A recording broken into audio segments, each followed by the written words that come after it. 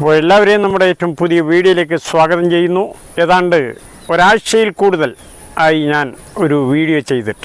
എനിക്ക് തീരെ സുഖമില്ലായിരുന്നു, അതുകൊണ്ടാണ് വീഡിയോ ചെയ്യാതിരുന്നത്. എല്ലാവരും ക്ഷമിക്കുമെന്ന പ്രതീക്ഷയോടുകൂടി നമുക്ക് വീഡിയോയിലേക്ക് പോകാം.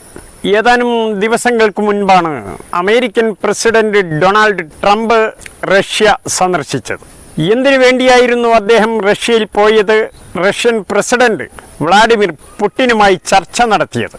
ഇപ്പോഴത്തെ സാഹചര്യത്തിൽ യാതൊരു കാരണവശാലും ഡൊണാൾഡ് ട്രംപ് എന്ന അമേരിക്കൻ പ്രസിഡന്റ് റഷ്യയിൽ പോകാൻ യാതൊരുവിധ സാധ്യതയുമില്ല. കാരണം റഷ്യയുടെ അയൽ രാജ്യമായ ഉക്രൈനെ ആയുധമണിയിച്ചുകൊണ്ട് റഷ്യക്കെതിരെ പോരാടാൻ എല്ലാവിധ സൗകര്യങ്ങളും ചെയ്തു കൊടുത്തത് ഡൊണാൾഡ് ട്രംപാണ്. ഇതിൻ്റെ പിന്നിൽ ട്രംപ് മാത്രമല്ല, യൂറോപ്യൻ യൂണിയൻ എന്ന അവരുടെ ഗുണ്ടാ സംഘവുമുണ്ട്. അതിനെ തുടർന്ന് പുടിനും ഡൊണാൾഡ് ട്രംപും തമ്മിൽ അത്ര രസത്തിലല്ലായിരുന്നു. അവർ തമ്മിൽ യാതൊരുവിധ കമ്മ്യൂണിക്കേഷനും അതിനുശേഷം ഉണ്ടായിട്ടില്ല. ഈ സാഹചര്യത്തിൽ പിണങ്ങി നിൽക്കുമ്പോഴും ട്രംപ് പുടിനെ സന്ദർശിക്കാൻ പോയി എന്ന് പറഞ്ഞാൽ അതിനും മാത്രം കാര്യമായ കാര്യങ്ങൾ അതിൻ്റെ ഇടയിൽ ഉണ്ട് എന്നത് തന്നെയാണ് കാരണം. ആ കാരണത്തിലേക്കാണ് നമ്മൾ കടക്കുന്നത്. ഹമാസും ഹിസ്ബുള്ളയും ഹൂത്തികളും ഒക്കെ അമേരിക്കയുടെ ശിങ്കടി രാജ്യമായ ഇസ്രയേലിനെതിരെ ശക്തമായി ആഞ്ഞടിക്കുമ്പോൾ, ഈ ആഞ്ഞടിക്കുന്ന ഈ സമയത്താണ് ട്രംപ് പുടിനെ കാണാൻ റഷ്യയിൽ പോയത്. ആ പോയതിൻ്റെ കാരണം ഈ ഹമാസിനെയും ഹിസ്ബുള്ളയെയും ഹൂത്തിയെയും ഒക്കെ നിലക്ക് നിർത്താൻ, അവരുടെ ഇസ്രയേലിന് നേരെയുള്ള ആക്രമണം അവസാനിപ്പിക്കാൻ പുടിൻ വിചാരിച്ചാലേ സാധിക്കൂ എന്ന് ട്രംപിന് വളരെ നന്നായി അറിയാം. എന്നാൽ ഈ മൂന്ന് വിഭാഗങ്ങൾ ഇറാനിയൻ പ്രോക്സികളുമാണ്. അതുകൊണ്ട് തന്നെ ഈ പ്രശ്നത്തിൽ ഇറാൻ ഇടപെടുന്നത് അവസാനിപ്പിക്കാനും ട്രംപ് വിചാരിച്ചാൽ മാത്രമേ സാധിക്കൂ. ട്രംപ് പുടിനുമായി ചർച്ച ചെയ്താൽ മാത്രമേ പുടിനെ കൊണ്ട് സാധിപ്പിച്ചെടുക്കുക എന്നുള്ള ഉദ്ദേശത്തോടു കൂടി പുടിനെ സ്വാധീനിക്കണമെങ്കിൽ അത് ട്രംപിന് മാത്രമേ കഴിയൂ എന്ന സ്വയം ഒരു അഹങ്കാരത്തോടു കൂടിയാണ് അവിടെ പോയത്. എന്നാൽ ഫലം മറ്റൊന്നായിരുന്നു. ട്രംപുമായി കൂടുതൽ ചർച്ച ചെയ്യാൻ റഷ്യൻ പ്രസിഡന്റ് വ്ളാഡിമിർ പുടിൻ തയ്യാറായില്ല. ഗെറ്റ് ഔട്ട് എന്ന് പറഞ്ഞില്ല എന്ന് മാത്രം, അതിന് തുല്യമായ മറ്റ് പല വാക്കുകളും ഉപയോഗിച്ച് ട്രംപിനെ അവിടെ നിന്നും തിരിച്ചയച്ചു, അല്ലെങ്കിൽ ഓടിച്ചു എന്ന് വേണം പറയാൻ. അതിൻ്റെ പ്രധാന കാരണം ഇറാനിയൻ പ്രോക്സികളെ നിലക്ക് നിർത്താൻ ട്രംപ് ഇറാന്റെ ആത്മീയ നേതാവുമായി ട്രംപിന് സംസാരിക്കാൻ ബുദ്ധിമുട്ടുണ്ട്. അതുകൊണ്ട് പുടിനെ കൊണ്ട് സംസാരിപ്പിക്കുക, പുടിനെ കൊണ്ട് സംസാരിപ്പിച്ച് ഈ വിഷയത്തിൽ നിന്നും ഇറാനെ അകറ്റി നിർത്തുക, മാറ്റി നിർത്തുക, ഇതായിരുന്നു ഉദ്ദേശ്യം. കാരണം ഇറാൻ എന്താണെന്ന് വളരെ വളരെ നന്നായി തന്നെ അറിയാവുന്ന വ്യക്തിയാണ് ഡൊണാൾഡ് ട്രംപ്. ഇറാനിയൻ പ്രോക്സികൾ, ഇറാനിയൻ ആയുധങ്ങൾ ഉപയോഗിച്ച് ഗസയിലെയും മറ്റും പോരാടുന്ന പോരാളി വിഭാഗങ്ങളുണ്ടല്ലോ, ഇസ്രയേലി ശിങ്കിടികൾ, അവർക്ക് ജീവൻ നഷ്ടപ്പെടുന്നു. അതുകൊണ്ട് പുടിനെ ഉപയോഗിച്ച് ഇറാനെ മാറ്റി നിർത്തുക, ഇതാണ് ലക്ഷ്യം. അതിനുവേണ്ടിയായിരുന്നു പോയത്. എന്നാൽ വെറും കൈയോടെ മടങ്ങേണ്ടി വന്നു.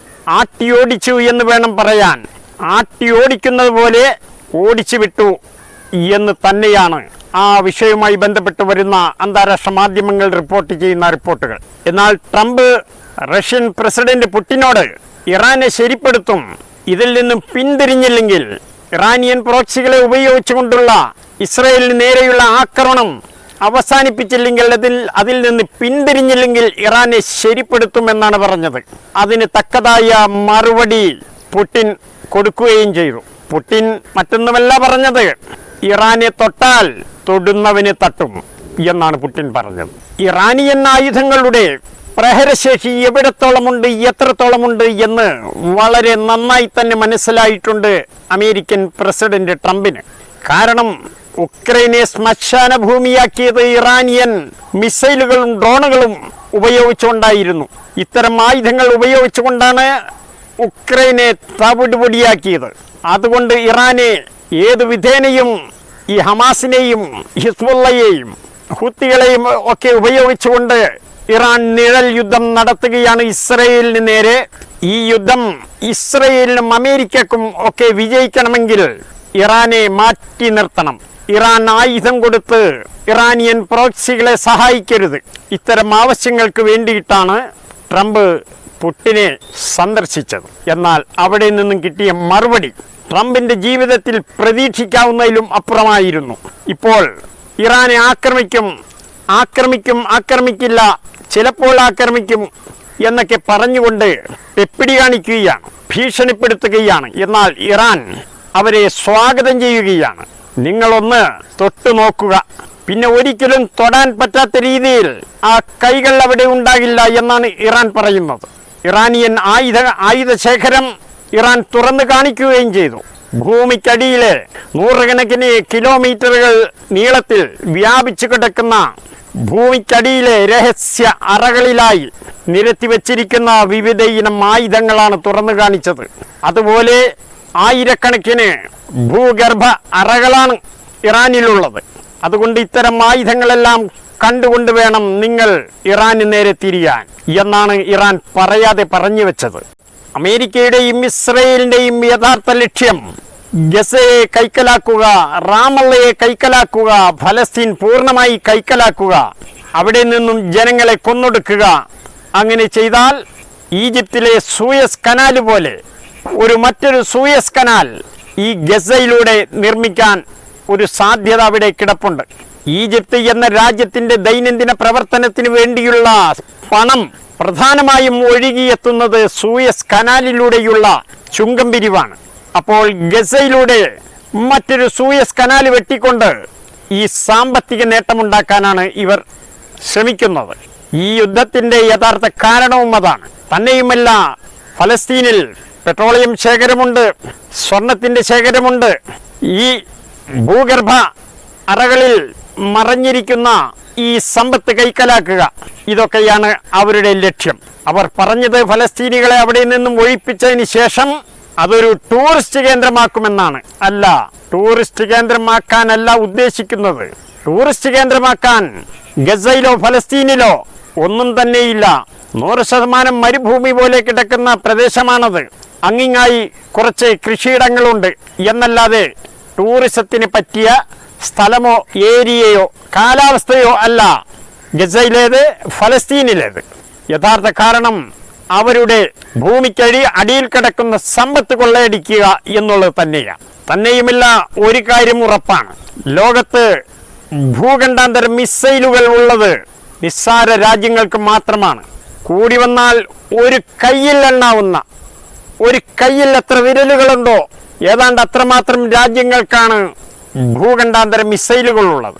അതിൽ തന്നെ ഏറ്റവും മാരകമായ പ്രഹരശേഷിയുള്ള ഭൂഖണ്ഡാന്തര മിസൈൽ ഉള്ള ഒരു രാജ്യം കൂടിയാണ് ഇറാൻ. അതുകൊണ്ടാണ് ഇറാനെ തൊടാൻ പേടിച്ച് മടിച്ചു നിൽക്കുന്നത്.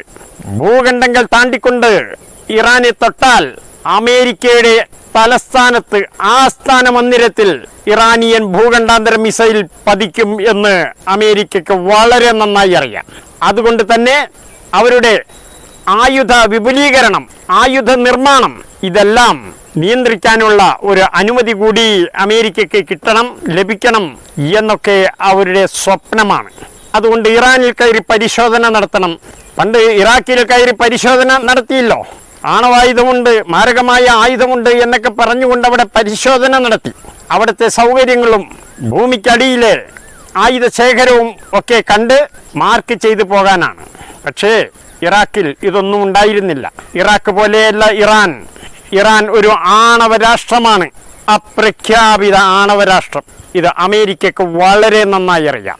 ഈ ആണവായുധം ഭൂഖണ്ഡാന്തര മിസൈലിൽ ഘടിപ്പിച്ചുകൊണ്ട് അമേരിക്കയിലേക്ക് തൊടുത്തുവിട്ടാൽ പിന്നെ എന്നേക്കും എഴുന്നേൽക്കാൻ പറ്റാത്ത രീതിയിൽ അമേരിക്ക തകർന്നടിയും.